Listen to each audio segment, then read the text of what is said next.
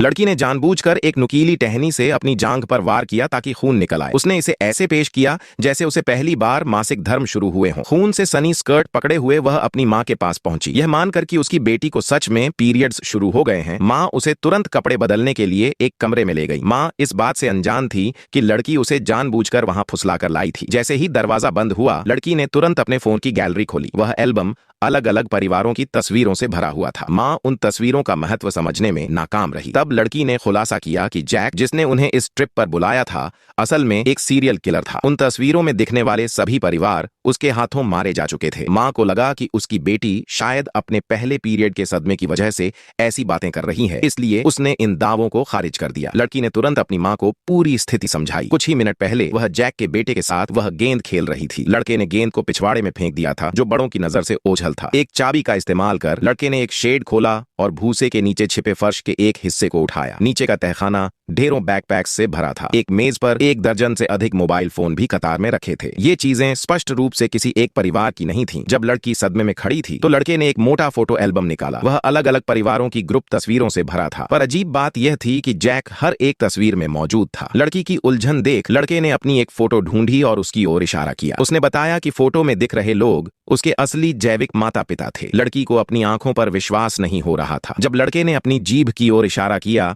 तो लड़की को तुरंत सच्चाई समझ आ गई। जैक ने कई परिवारों की हत्या की थी और लड़के के असली माता पिता को भी नहीं बख्शा गया था। फिर लड़के ने एक नई तस्वीर निकाली और उसे एल्बम के एक खाली पन्ने पर लगा दिया। वह लड़की के परिवार की तस्वीर थी, जिसका मतलब था कि वे अगले शिकार थे। लड़की ने तुरंत अपने फोन पर इस सबूत की तस्वीरें ले लीं। सच्चाई जानकर मां बुरी तरह डर गई। अपनी घबराहट छुपाते हुए और बेटी को दिलासा देते हुए उसने अपने पति को कमरे में बुलाया और इस खोज के बारे में बताया। उन्होंने फैसला किया कि वे ऐसा व्यवहार करेंगे जैसे उन्हें कुछ पता ही नहीं है और भागने का मौका तलाशेंगे। हालांकि जैक ने गेंद लेने जाते समय वहां बिखरे हुए भूसे को देख लिया था। तीनों घबराते हुए कमरे से बाहर निकले। उनके आश्चर्य का ठिकाना नहीं रहा जब जैक और उसकी पत्नी ने उन्हें रोकने की कोशिश नहीं की, बस लड़की के लिए थोड़ी चिंता जताई। लेकिन कुछ ही पलों बाद जैक के चेहरे पर एक डरावनी मुस्कान तैर गई। जैक ने उन्हें विदा किया। दोनों बच्चों ने कार से एक दूसरे को अलविदा कहा और लड़की ने लड़के से फुसफुसाते हुए वादा किया कि वह उसे बचाने के लिए वापस आएगी।